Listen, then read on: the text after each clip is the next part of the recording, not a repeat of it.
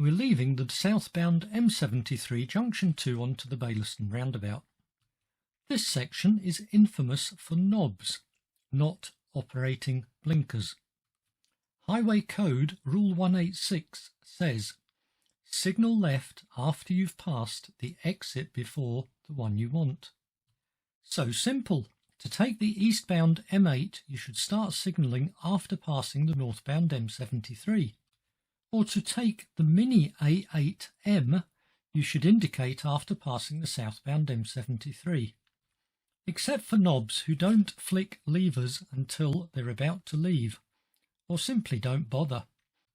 This causes slip road shunts, and traffic quickly backs up onto the motorway and causes secondary accidents. I was back here a couple of hours later and saw another bump in the same place, but I can't find that clip.